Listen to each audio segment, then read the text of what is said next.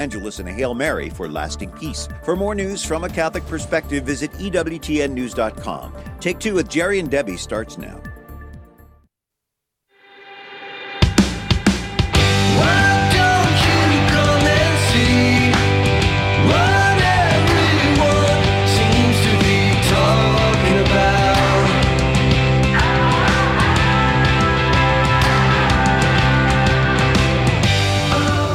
Well, a good day to you. Thank you for tuning in to Take Two with Jerry and Debbie on EWTN Radio. I paused a brief second there because Debbie is out today. She has another appointment that she has to take care of.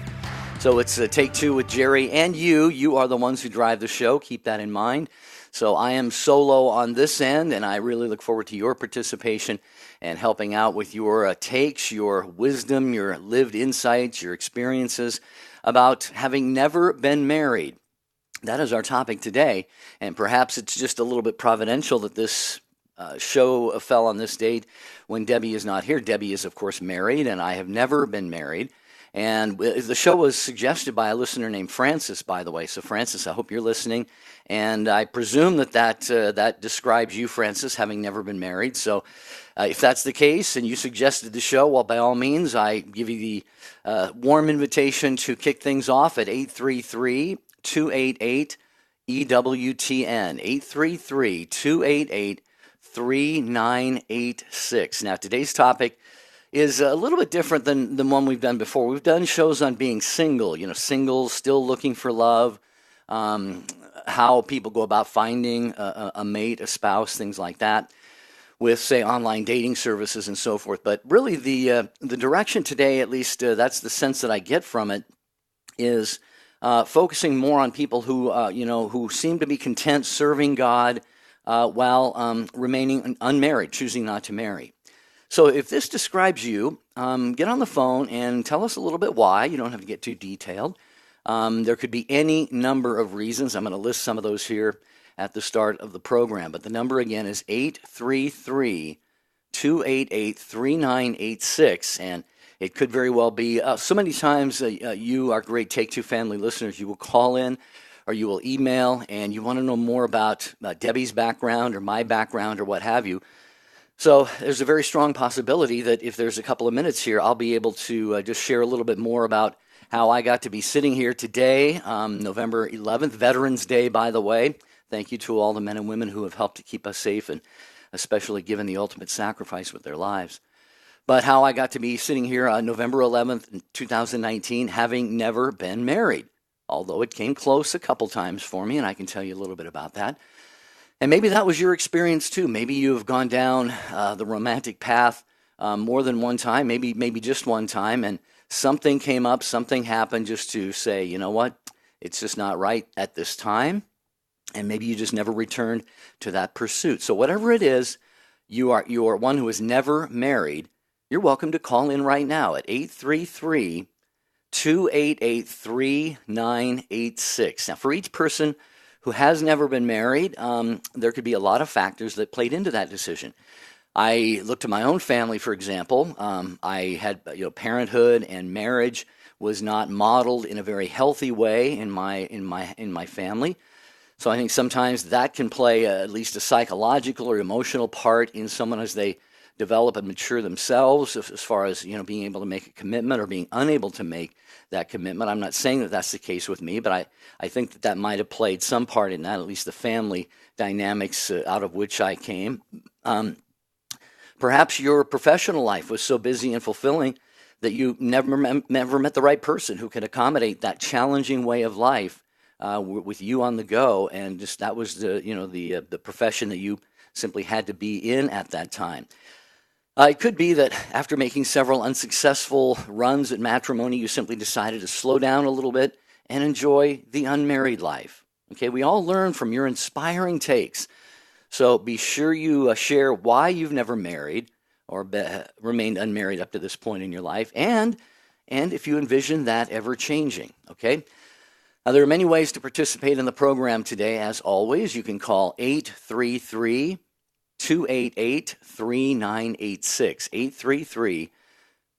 288-EWTN. You can also text the letters EWTN to 55000. Wait for a small noise that you'll hear, and there might be a small data rate that goes along with your cell phone plan. Also, we are streaming the video. You will see just me, not Debbie today. Debbie's out today. So you will see me on the EWTN Catholic Radio Facebook page and YouTube channel. You can email us, take2@EWTN.com. And let's see, one more. Yeah, you can post on take2show.com. So we're looking for those of you who feel comfortable sharing the fact that you are unmarried, have never been married. Again, this is a topic suggested by one of our listeners. Her name is Frances. And so again, Frances, if you happen to catch the show calendar and realize that your topic that you suggested is on today, man, I'm certainly going to hope and pray that you will call in. Maybe be the first one to lead off, since you thought this was a topic worth talking about. And in fact, dear folks, anytime you have something going on in your life, something you've experienced that you think, hey, that would make a good conversation for the Take Two family, by all means, send it in to us via email at take2@EWTN.com. So here we go. While most people do get married, and statistics are showing actually that the number of unmarried people is rising, and there are a lot of factors for that. Some just choose never get married. Some are cohabiting. Some are just going down the partner route, but they're living together, things like this. But while most people do get married, what would you point to if you've never been married? What would you point to as some of the gifts and blessings that you've experienced because you've never married? Okay, we know that there are countless gifts and blessings, along with challenges that come with a marital relationship and raising kids and all of that, and that's part of the beauty of marriage and family life. But if you've never been married, what would you say are some of the gifts and blessings that you have experienced because you never did get married? Did you come close to marrying only to have something get in the way before the big day? I mentioned that I had 2 relationships, I'd say, probably in my 20s, where I talked seriously about marriage with each of those young ladies. And that did not, neither of those ended up working out. And then it was shortly after that I got into serious discernment of a priestly vocation, and that went on for quite some time. And so that got me pretty well down the road and maybe contributed to the fact that I at some point just decided to never pursue marriage, although I know people who are older than I am who have gotten married. So only God knows how that could eventually go. But how have you related to your married siblings, your friends and coworkers, as one who's not married? All right, what do you believe you have most missed out on by not being married? Children, having a loving companion by your side, someone to argue and make up with? A lot of things we can talk about here. If you've never married, call in and share here on Take Two with Jerry and Debbie at 833-288-3986.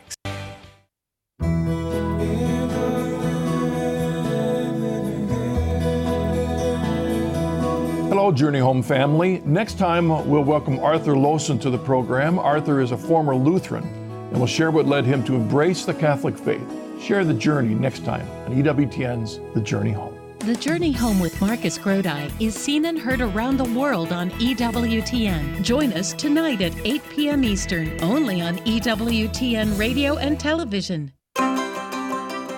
Want the latest pro-life news? Want it delivered? Sign up. It's free. EWTN Pro-Life Weekly, your source for everything happening now in the fight to protect the sanctity of human life. New episodes delivered every week to your inbox. So if you really want to know, sign up today. Go to EWTN.com/pro-life today. We know you like listening to Take Two with Jerry and Debbie on EWTN Radio, but have you thought about bringing them to your next event? No matter what type of event you're hosting, parish mission, conference, or retreat, trust Jerry and Debbie to make it come alive. Begin the process today of taking your presentation to the next level of success. For information on booking Jerry and Debbie, visit take2show.com, click on the J&D logo.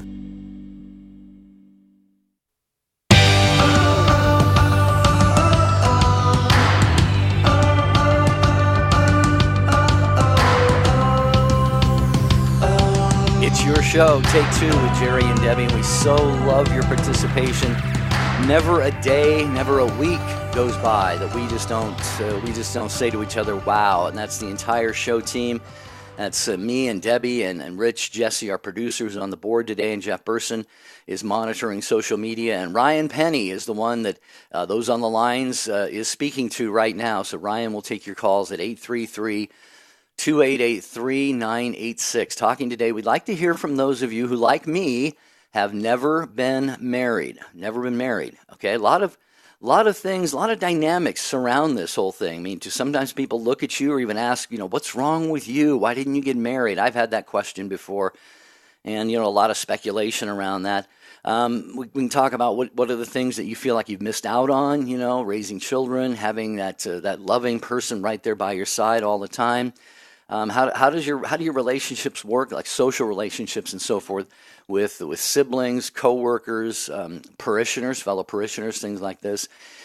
And maybe you can just talk about, the joys of not being married. And I would even say those of you who were married, but maybe you lost a spouse, or through a separation or a divorce of some kind, you chose not to be remarried for whatever reason. I would even open it up to those of you as well, because there's some reason why, barring, not getting an annulment, that's a different situation. But sometimes many of you just simply say, you know what, that was beautiful in many ways. It didn't work out. I'm going to choose to remain unmarried the rest of my life. So even those of you who have been married, but now for whatever reason are no longer married and choose to stay that way, love to hear your take on this as well at 833-288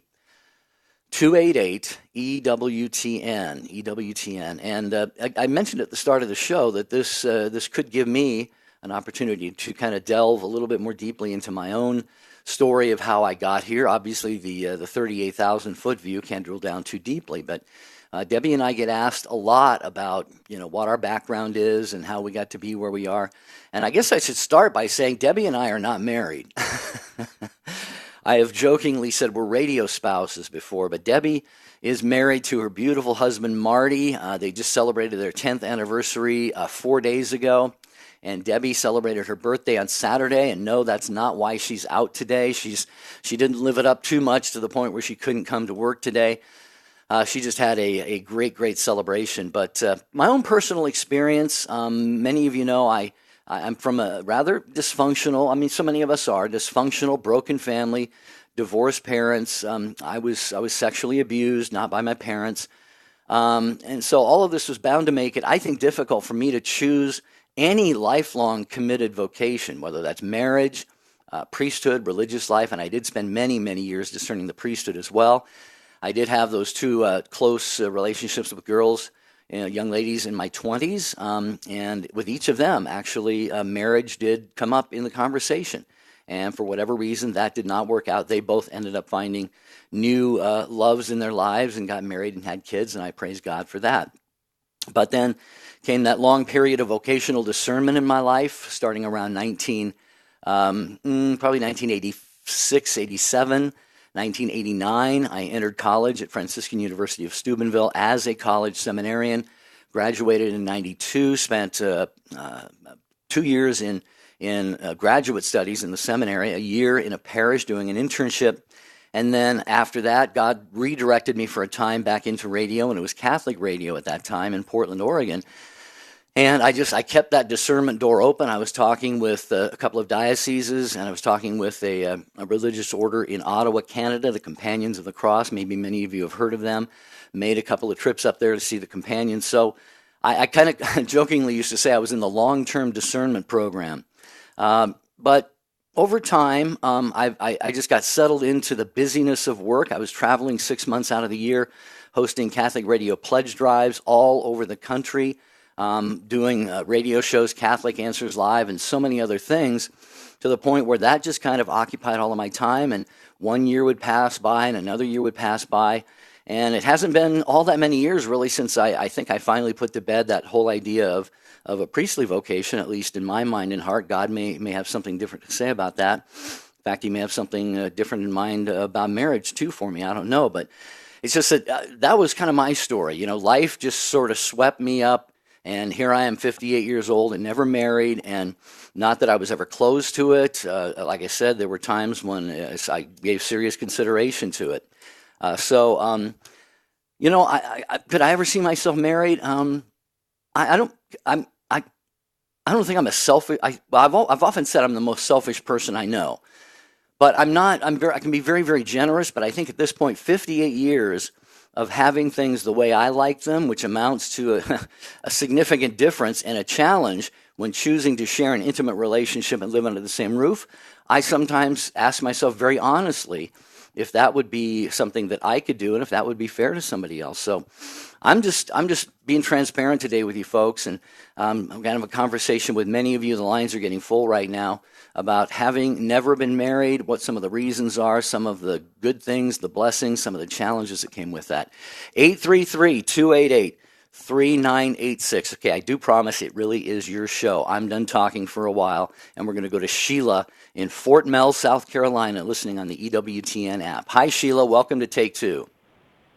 Hi. Thank you for taking my call. Sure. So, what's your take on having never been married? If you've never been married, I take it? That's right. Okay. I like you, had been close twice, and that was in my mid-30s and early 40s, and really was trying to discern God's will for my life and if marriage was the route that He wanted me to go down, and I discerned that was not the route, at least with those two gentlemen. And since then, I've pretty much lived a single life. And, I never, ever thought that I would never be married and never have children. I just always thought that was just going to be part of the plan. Right. So in the meantime, I've developed my career and traveled quite extensively across the globe, and have really invested a lot of my time in my family and my nieces and nephew, and had the time to invest in my mother, who was very, very sick with Alzheimer's. She's since passed, but it's one of those things I think you never planned for. At least I never did, but you make the best of every day, or you try to, despite the fact that you always dreamed as a little girl of having a husband and a family and children and things like that. Well, it's amazing that your last words right there, Sheila, were exactly what I was going to say. When I was younger, when I was growing up, and I think this was because of the, I'll just put it nicely, the less than Leave It to Beaver experience that I had growing up as a child, that I always wanted to get married and have a lot of kids and treat my wife the way, my parents, they argued. They didn't fight physically or anything, but I just wanted to treat my life, like a queen, and raise, 10 kids, and just sort of undo whatever damage, I guess you could say, would have been done, in my own family. And that never came about for me either. But what I appreciate about what you said is you have lived life, with gusto to the full. You're going forward. You're developing your talents. You're living joyfully. And I think, Sheila, a lot of people, and I've talked to a lot of people who have never been married, who get to be 40, 50, 55, 60 years old, and they can get a little bit down. They can get bitter and kind of depressed and so forth, and think that something they should have had maybe has passed them by. But it doesn't sound like you've ever really develop that attitude. I try not to. There's always days where you're like, oh, I wish I had a companion to experience this with me. But I had a phenomenal parent and growing up. My two parents were very much in love. They were best friends. So for me, it was really looking at my dad and saying, is there somebody out there like him? He was just a ball of fun and had an amazing faith. Was more of a, I'm going to live out my faith than I'm going to preach my faith. And so I was always trying to find where's a guy like my dad, that can just be a ton of fun at a party, but also living out, his true vocation through his work and then through his family life. And we saw that so much with all the sacrifices both he and my mom made. So I really had a phenomenal example. And I guess where my head has always gone is there somebody out there like my dad in this crazy world today? and so sometimes you go, oh, but there are still, I still believe in my heart that there are good people out there that are trying to do God's work in everyday life. It may be just a little bit harder to find in this culture that we're living in. Well, you had the great blessing of having loving parents, like you said, and just a fantastic dad and mom, too, I'm sure. But you looked at the example of your dad, and you thought, man, there has to be somebody like him out there. The only problem with that, Sheila, maybe, is that bar is set pretty high. At least that's the way you're making it sound, So, but I'm sure there are his equal out there. And are you still, this is a really personal question. Tell me just to cork it if I'm going too far here. But would you still be open to marriage? Oh, yeah. I always think that if it's God's will, that, he will provide that door and he'll open up that door.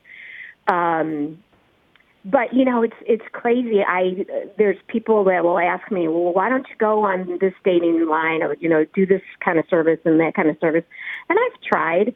But it's just, I don't know, it just is a little bit, you almost feel like, maybe I'm too old-fashioned, but I almost feel like it should be like the old way, that you really meet someone through a friend or through a shared experience that you both enjoy, and then you become friends, and, that kind of the more traditional way of meeting people. Yeah, I know exactly what you're talking about, because we have done shows, Sheila, on how did you and your spouse meet, and there are so many amazing stories of just unlikely encounters through a friend, at church, at the school, running into somebody in the supermarket.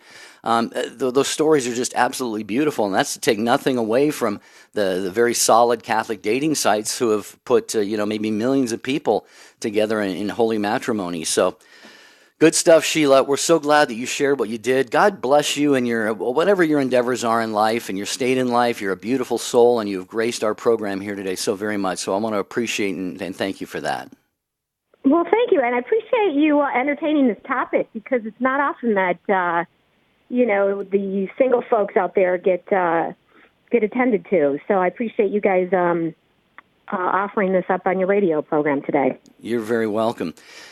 Thank you, Sheila. And again, this topic was suggested by one of the Take Two family members by the name of Francis. So, folks, anytime you've got a topic that you would like us to bring up on the show, just send an email to take2@EWTN.com. Give us the theme or the topic and maybe flesh it out a little bit to what you have in mind by way of the conversation. And we will be happy to entertain putting it on the show calendar. All right, 833-288-3986, talking about having never been married. What is your experience of that? Carol is going to join us next. Listening in Columbus, Ohio. First-time caller. Hi, Carol. Welcome. Thank you. Well, I have been married, but my spouse is passed, and so the question was, why you don't jump the broom again.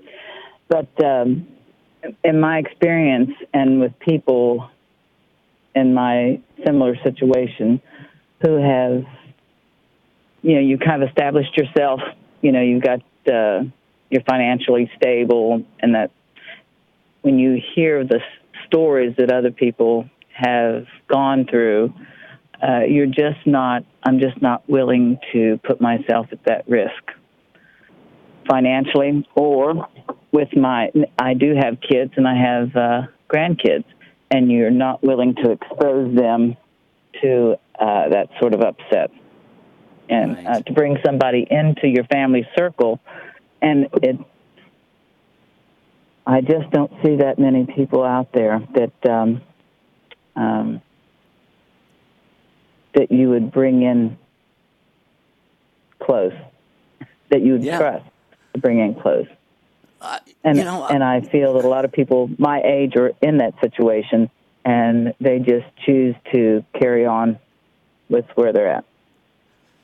Well, there's no doubt that you've worked hard to be where you are. You have the assets that you have, and God has blessed you with those. And so I think it's a matter of prudence to be, careful about, whom you give access to those to. I've always wondered this question, Carol, so you maybe kind of answered it for me. I imagine that most people who marry for the first time, they're 25, 30, 35 years old.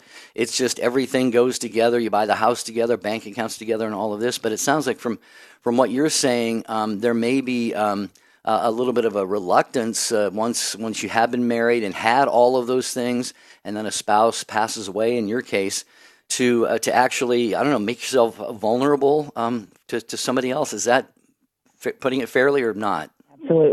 Absolutely, because you've got more to lose. It's not just your feelings when you're younger, but your financial security. People may make a change in their career for the other person, and to have to replace the loss in your career, replace your financial settings, should something not work out or somebody take you to the cleaners, and your family. You don't want to expose that to your family. Right. Carol, that is a very interesting take and a wise take, I believe, on this topic today. Thank you for calling in from Columbus. We appreciate that.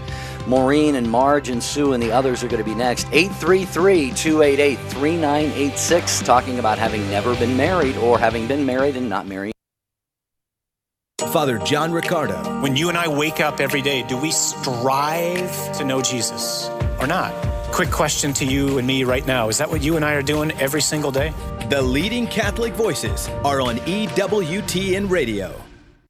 Hi, I'm Doug Keck, and this is an EWTN bookmark brief. I just had the pleasure of speaking with Jesse Romero, author of the book, The Devil in the City of Angels, My Encounters with the Diabolical, published by TAN, available through our EWTN religious catalog. And Jesse, tell us, what's this book about and why'd you write it? I wrote the book because this is part of divine revelation. It's dogma revealed by God, angels and demons. And the fact is, a lot of Catholics are poorly catechized. They get their information from the preternatural or about the preternatural from television. They live in mortal sin, and the way to remove mortal sin is the sacraments. Right.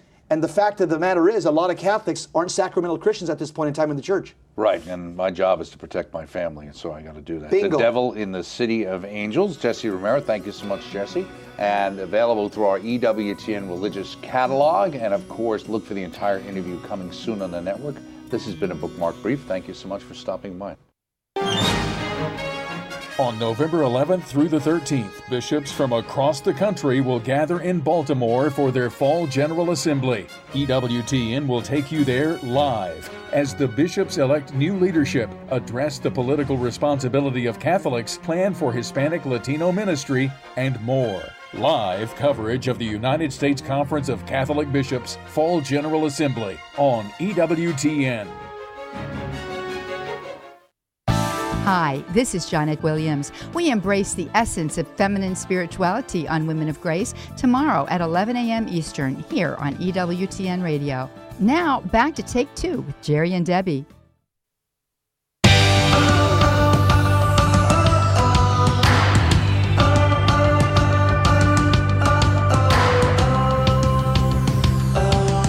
We are starting a week of Take Two with Jerry and Debbie is off today. I'm Jerry Usher going solo with your phone calls and your takes on having never been married, or perhaps you were married, your spouse passed away, or you are no longer with that particular husband or wife for whatever reason, and you have decided to not marry again. And we will take more of your calls in a moment on this Veterans Day. We thank all the men and women who have served in any capacity at any time in the history of our nation to give us the freedoms that we have today, still the freedom to speak our faith boldly on the radio, and we thank God and our men and women in uniform for that. And just real quickly, I was at my parish yesterday, and there was a gentleman, they let him speak right after Mass had been completed.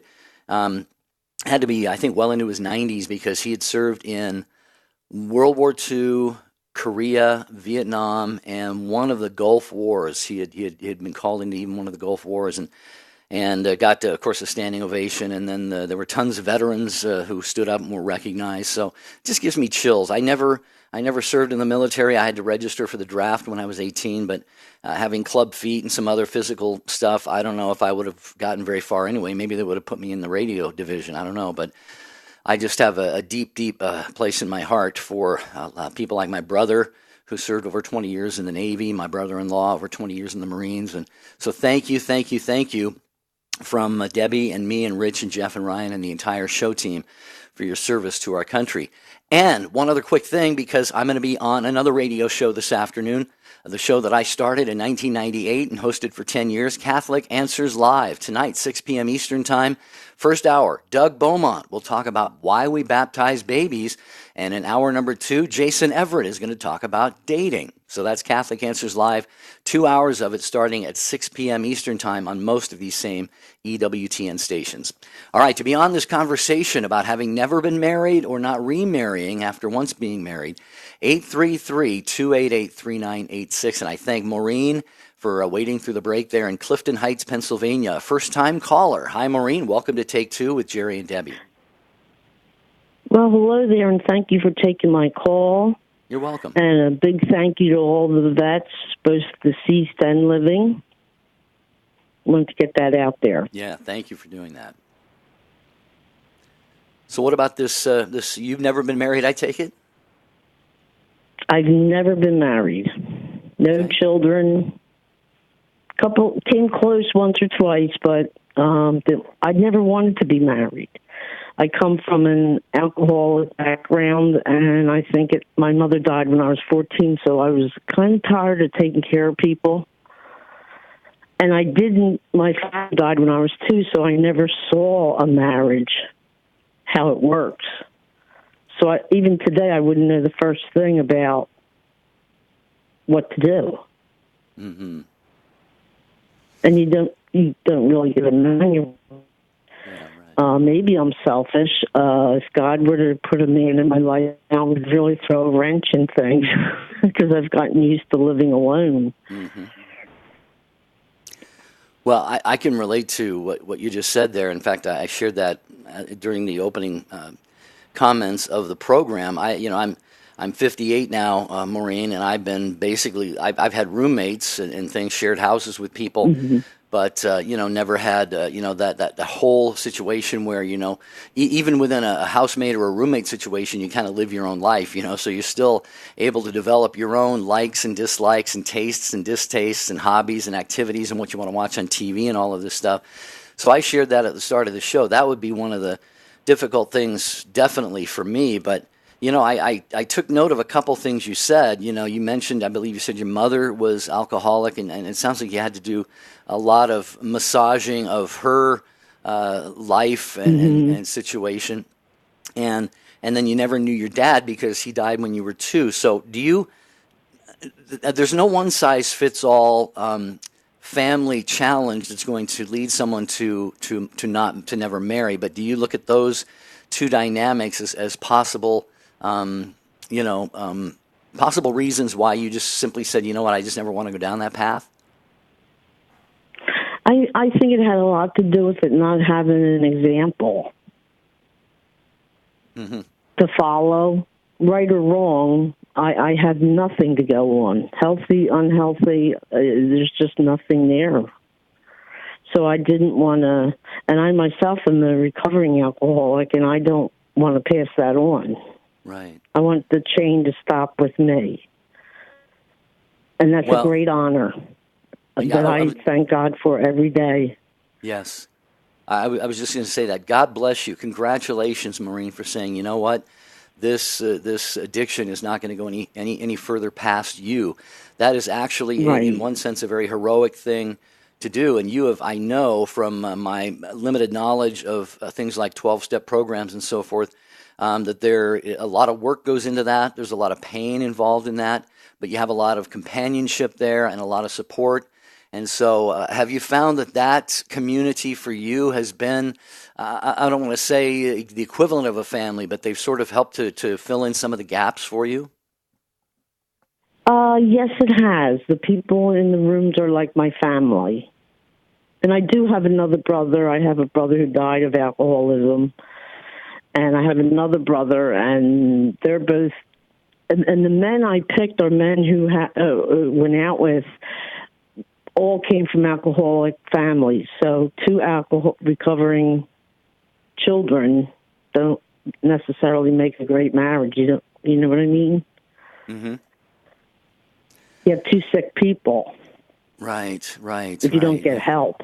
Yeah, if you don't get help, and I think that's the key, because I actually near where I live, I know this gentleman. He's a friend of mine, and he and his wife are both recovering alcoholics, and they find that actually that is a great gift. It's great grace for them, because they both go to meetings and they both, go through all of the programs and the steps, and they're there to, kind of hold each other accountable. So in that situation, it works. But Maureen, like you said, that only works out that way if the two want to get the help. I imagine it could be an absolute disaster if the opposite was the case, where they not only not want to hold each other accountable, but just don't care about how much the other's drinking, because as long as they get to keep drinking, something like that. Right. And even though they might not drink, it's a train wreck waiting to happen if you don't get help, because you have no experience. Unless you get help and get healthy, then you have two healthy people together and you might make it. But I look at singlehood as a vocation. Mm-hmm. Because I really, I'm still kind to people. I love to give, but I want to get home at night and shut the door. Mm-hmm. And I heard the gentleman before me say maybe he's selfish, and I never looked at it that way. Mm-hmm. Well, but you have seen the positive side of this. I said early in the show that I would suspect, I don't know for certain, but I would suspect that a lot of men, a lot of women would become dejected, depressed if after a certain number of years or decades they still are not married. But in your case, like you said, Maureen, you felt that it was best. You've made that conscious choice not to, and you still have the great gifts of being able to give to people and spend time with people, and then still be able to go home to the place where you need to be to take care of yourself. And I think that's just right. And I don't have the responsibilities of offspring and their husbands and all those situations. I don't have any of that. Right. Well, good stuff, Maureen. Thank you. You shared a different angle on this conversation today of having never been married. So we appreciate you. Please, you're a first-time caller today. Hopefully you'll be a second-time and a third-time caller very, very soon to Take Two with Jerry and Debbie. We appreciate your wisdom on this topic today at 833-288-3986, talking about having never been married. Francis, one of our Take Two family listeners named Francis, suggested this topic a few months ago, and we finally got it on the calendar for you, Francis. So thanks for offering us this suggestion of a topic. So if you have never been married, or perhaps you once were married and that marriage did not work out for whatever reason, perhaps the spouse passed away, maybe there was a separation or a divorce, and one of you has just said, or maybe you have just said, I think that's probably good for me on that. I'm going to choose to remain unmarried for the rest of my life. Love to hear from you in any of those circumstances at 833-288-3986. Okay, Marge is in Columbus, Ohio. First-time caller listening on St. Gabriel Radio. Hi, Marge. Welcome to Take Two. Hello. Hi there. Well, I am married. I think probably because I have same-sex attraction, and it just was something that I thought I would do after I found out that I had that. I did at one point meet a very nice young man, a Catholic young man, and we got on very well together, but when it came time to decide what we were going to do for the future, I had to tell him that I just didn't think it would work out for that reason. And then he went on to marry and had two lovely girls. Unfortunately, his wife got lupus, and he passed away when the girls were in their teens. So that was really sad. Well, it's interesting that the things that you have said here. This goes back, obviously, to a time when the understanding, or at least the cultural acceptance of something like same-sex marriage is not, what it is today, obviously. And so that had to have been difficult for you. I'm just curious to know how this young man, sounds like he accepted it well. I'm sure it came from your heart. And like you said, he went on to marry and have kids as well. So how would you say that was received by him at that time? I think he was very sad. He sort of had an idea that was the case, but I had been discerning for the religious life when he met me, and that didn't work out. I didn't tell him why I thought that wouldn't work. He had an idea that would be the case. Yeah, well, how about, if it's not getting too personal, if it is, Marge, tell me your own faith sensibilities, your faith walk with God and with the church, and how have you found fulfillment as being, I presume, a Catholic Christian, somebody with the same-sex attraction. You're now, I believe you said you're in your 70s, where especially now, Marge, when our culture says, go for it, you can get married, you can be what you want to be and do what you want to do, and the church, of course, says something different than that. So how has that all kind of played out in your life? If it's not too personal a question, if it is, please tell me. Well, I think probably I had to make a choice at one point where was it more important for me to stay in my faith or to, do something that was not in my faith. And it took several years, because for a while I was, I lived with someone for a long time when I was much, much younger. And then when that broke up, sort of, I really took a hard look at, why it didn't work out. In the plan, nature, for something like that to work out, really. Mm-hmm. And at that time, I did come back to the church, and since then,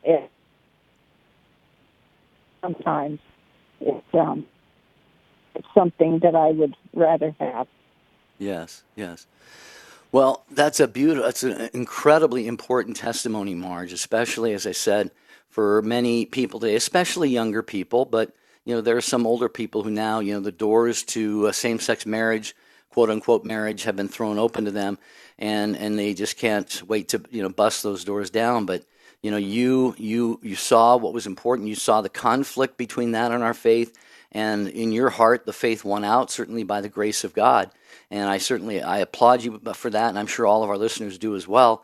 And I'd just be curious to know, what has brought you the most joy then, Marge, since in these subsequent years, being a single Catholic, living that out, and having opportunities to serve other people? What has really been kind of a connection or an avocation for you to help bring joy into your life?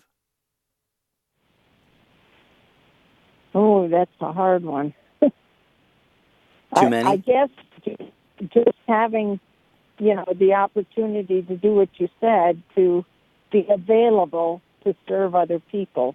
If someone asks me to get busy and help on some committee or something, I don't say, oh, well, I've got kids at home, or I, have to have my husband, or, something like that.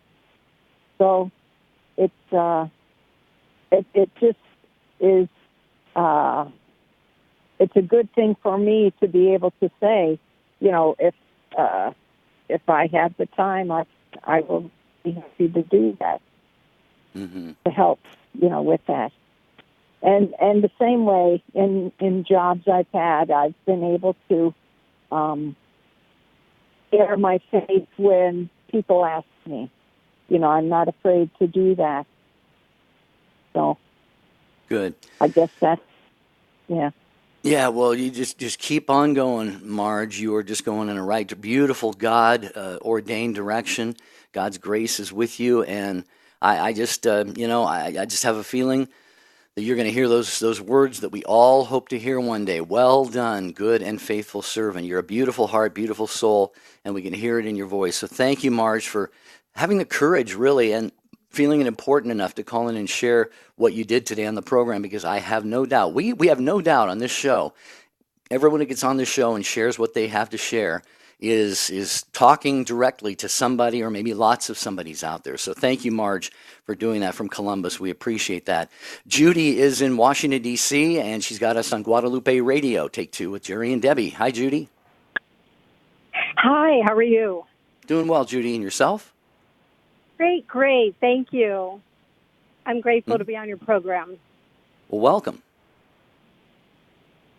Thank you. So what do you have for us? Well, I was just going to say, I have written a book. It's been published by Sophia Institute Press called Single and Catholic, Finding Meaning in Your State of Life. I wrote it because I am single, and I have always wanted to get married. It was my goal, in fact, to get married and have children, and it just simply didn't happen. I've dated. I was engaged at one point. That didn't work out. And I find myself single today, but I think one of the key things, and a lot of people don't know, is 38% of the Catholic Church in the United States over the age of 18 are single, according to a survey that was done by the Center for Applied Research in the Apostolate that's based out of Georgetown University. And there are a lot of, I can say this from my own experience of dating, is that if you are a practicing Catholic, you wish to marry another practicing Catholic. And I'm going to be very honest here and say I've dated a lot of Catholic guys, and they don't really practice their faith.